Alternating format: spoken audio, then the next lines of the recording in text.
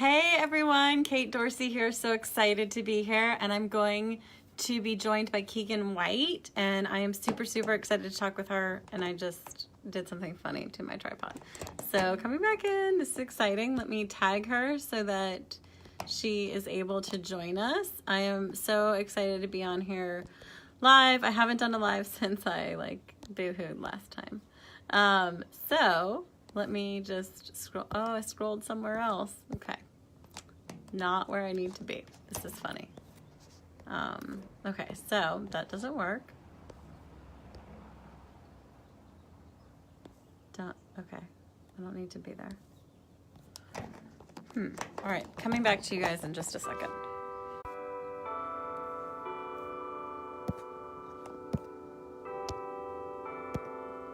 It's exciting, right?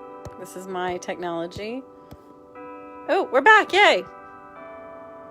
Bring them on camera.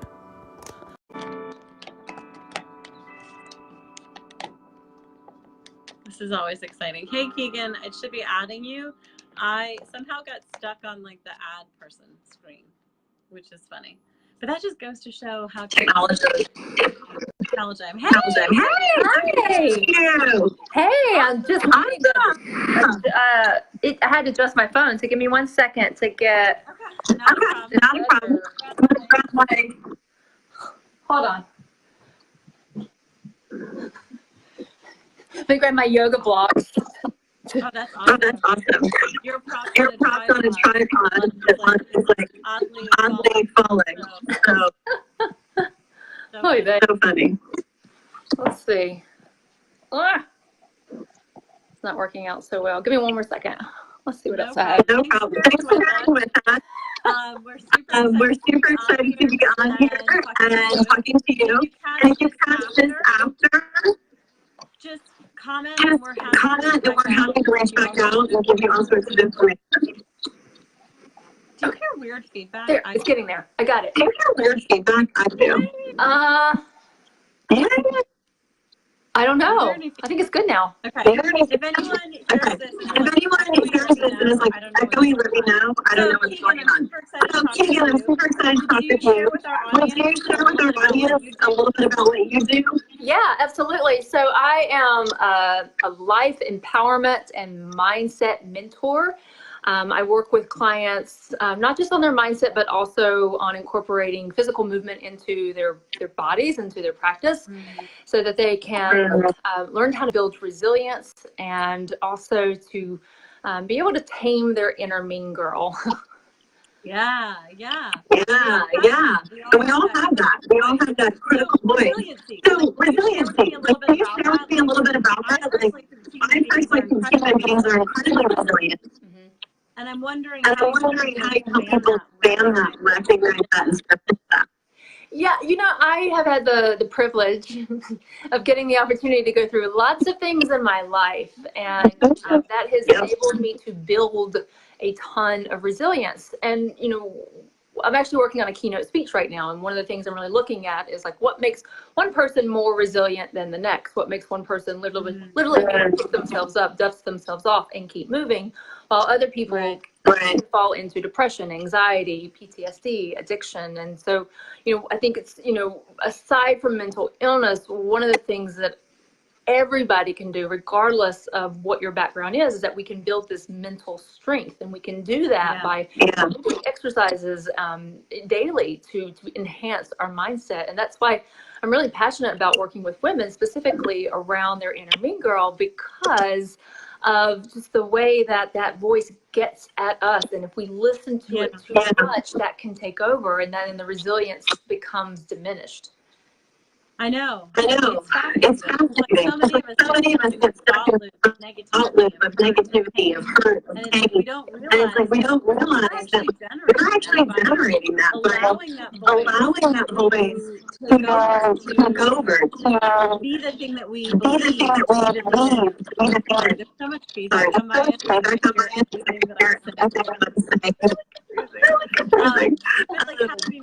do we move forward? So one of my favorite things to do is to really get clear and aware of how you are talking to yourself. Is that something that you often do as well?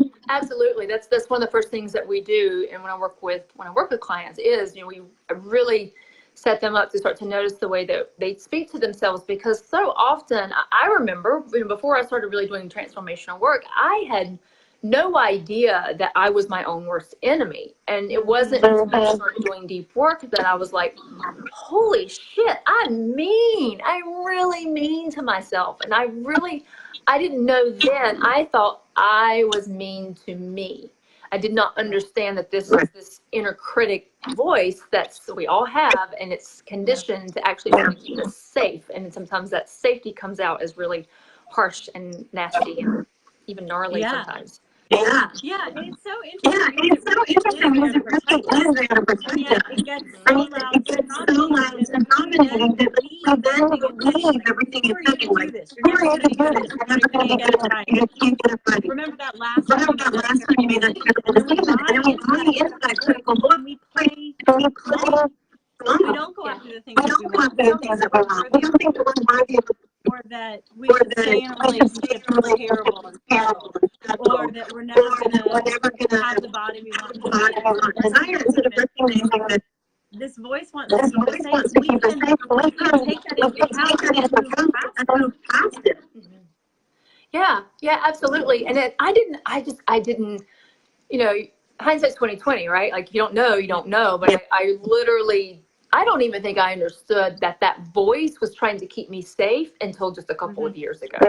Like, I was so attached to that voice. I thought that voice was me. And so I worked really hard on changing that voice. And I would get really frustrated because I was like, I'm doing all this work and why won't it go away?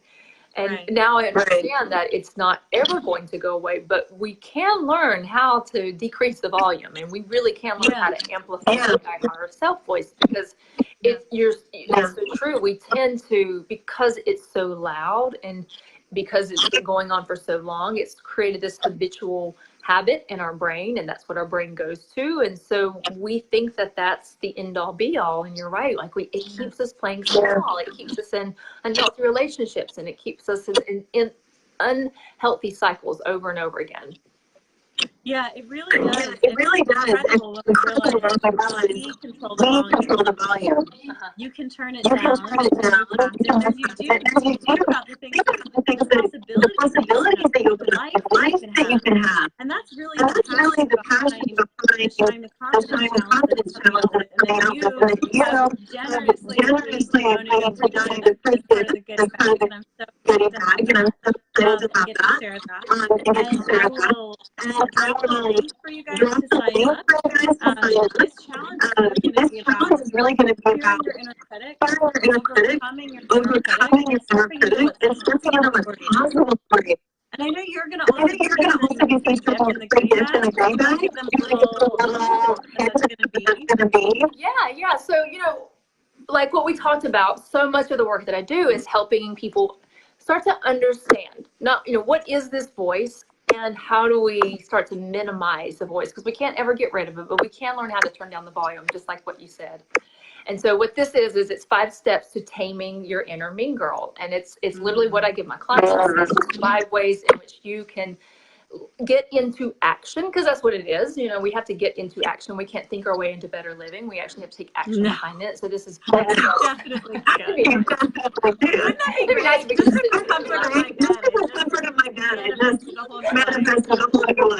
that would be amazing. Right? I would love that. Right? I would love that. Yes.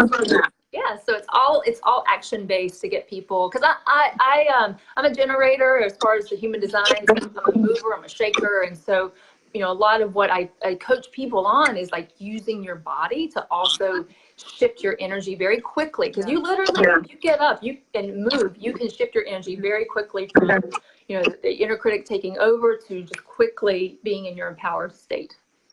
Yeah, I love that you first secondly, talked about shifting your body. So I am a manifesting generator, which means I love to fast track it all. And I love that you just share about moving your body. When I'm experiencing hardship or something, I love to dance. And like, Oh, yeah. it's almost like shake it off. Like, shake it off. But like in general, moving your body, move the energy, flow with it, and you like back into feeling better. And like it's really hard. It's really hard. I know. That's what I do. Anytime I'm like getting onto a call with a client, or anytime I've just been sitting, again, I'm a mover. So if I sit too much, I get in my head. And so I'll just get up and throw on sometimes it's Latin music, sometimes it's rap music. It's just whatever I need in the moment. And then I shake it out, and then I sit back down, and we should have a dance party. You and I. Here we go. I know. It's funny though, but it like actually really works. Yes. You know, it does. You know, it's like the best thing. So when you're, I mean, like if you guys like, if you're trying to do it's like literally sad or you're angry or dance. Yeah, I know. Just that is one of the quickest way to get rid of the inner critic. Not get rid of it, to silence it quickly. Is to get up and move your body. Yeah. Whether it's walking, whether it's dancing. Yeah. I love it. It's like, you don't have to do that. Just have a new energy. Feel it and step into it. It feels good. Yeah. And then we also have like all these strategies and other ways to help you step up there. And step into what's really possible. The more you believe in yourself, the more you're going to live the life. That is 100% truth. It all comes back to your belief in yourself. What do you believe that you're capable of? And so that going back to that inner critic and that dialogue that you're telling to yourself, if you're constantly telling yourself that habitual pattern of thinking, because that's all it is, it's just gotten stuck in this habitual way of thinking of I can't, or I'm not good enough, or, I'm not educated, or, whatever the story is. But when you learn how to shift that and start to believe in yourself, and if you start to make that the inner dialogue that you're concentrating on, coming to that place, that is an aligned place where you can move and you can shake and you can make things happen because you have that belief in yourself. Yeah, and fundamentally, a lot of this is like combining your inner critic for the majority of your life. You just never thought different. You come to say that this is the truth. And like, both what we're saying is, what if this isn't the truth? What if you are capable? What if you are powerful? What if you can have what you want? What becomes possible for you? Absolutely, yeah. I love that buying into it because it's true. Yeah, we bought into it for so long. Yeah, and it's a load of poop. Quite frankly, it's bullshit. It's bullshit. You bought into bullshit. I just saw a quote from Dwayne Johnson, which was like, focus on what you want. It was like, focus on what you get. And I was like, that's terrible. Ultimately, like, the same thing goes with the inner critic. If you focus on believing and buying into the inner critic, you're not going to get the results you want. Right. Yeah. Right. It's so true. Yeah. Who knew I'd be cursing? Who knew I'd be cursing?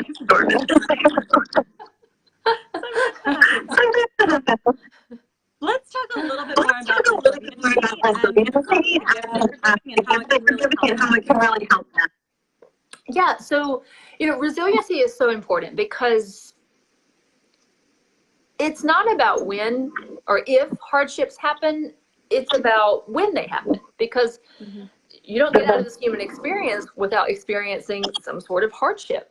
And it's really about, how do you respond when hardships hit? Because they're going to. So, resilience is so important because it teaches you, and we're talking about, mental resilience. What happens when crisis hits? Do you find yourself in the bottom of a bottle every night, or are you, looking to food every night? What is your go-to mechanism, or are you able to sit with your feelings, process your feelings, as painful as they can be, and yet know that the feelings, as much as they might feel like it's going to kill you, at the end of the day, it's not going to kill you. And so, are you able to move through that?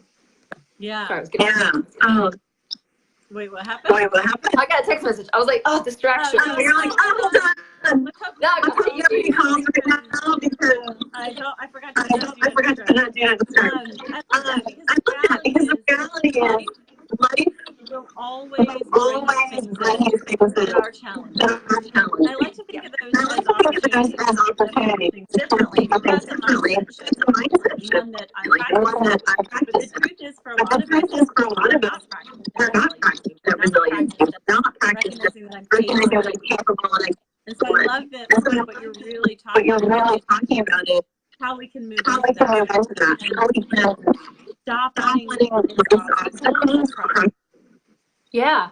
Yeah. So, like I said, I've been through a ton of stuff, and I'm in long-term recovery from drugs and alcohol. And so last year we got pregnant unexpectedly, and then we lost the baby. I know. And then I know. So we went through this major, like, oh my God, we're going to have a baby. And this is amazing. We weren't expecting it. This is so wonderful. So like literally like overnight, just everything came crashing down. And it was, on this side of it, I can look back and be like, wow, what a beautiful opportunity for me to actually sit in those feelings and move through it. Because I couldn't pick up any drugs and I couldn't pick up any alcohol. And so, I really had like, okay, I got to feel this shit because I'm not going to drink over this. And it really gave me the opportunity, and like, don't get me wrong, I didn't, I wouldn't want to go through that experience again, but I was so grateful for all of the tools and all the work I had done, because I knew like this was extremely painful. And there was moments when I was like, how am I going to live through this? Like, this is painful. And then it would pass and I would be able to get up and move and go about my day. And then it would hit again and it would be crippling. But I knew like it's going to pass. It's like period cramps, like they're going to go away. But it's that idea of it. If I hadn't, and I really believe because I processed my feelings, I would practice resilience. I really allowed myself to go there. I came out of it quicker. And I was able to move forward much, much, much quicker than if I had started drinking again, or picked up a drug, or or even just like not dealt with it, because you don't have to use drugs and alcohol. You can use all kinds of things to not deal with your feelings. So I know. Guilty. Yeah. Oh, I've been there, done that many times over. Yeah. And that's really powerful. So like, I'm not a responsible either. Like, I had an eating disorder for a year.